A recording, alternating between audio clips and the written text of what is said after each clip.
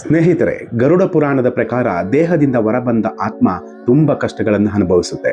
ನೋವುಗಳಿಂದ ಆ ರಾತ್ರಿಯನ್ನ ಕಳೆಯುತ್ತದೆ.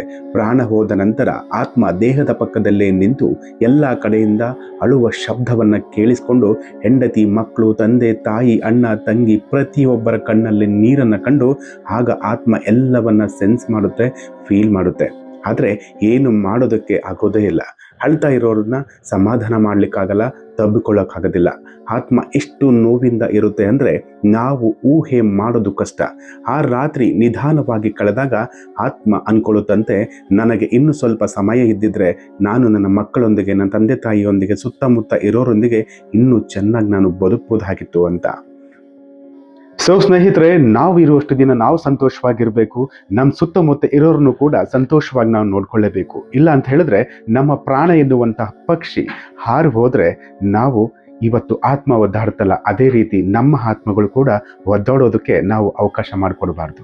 ಇವತ್ತಿನ ಜೀವ ನಾಳೆ ಇರುತ್ತೋ ಇಲ್ಲೋ ಗೊತ್ತಿಲ್ಲ, ಆದರೆ ನಾವು ಬದುಕುತ್ತಿರುವಂತಹ ಈ ದಿನ ಇದು ನಮ್ಮದಾಗಿರಲಿ.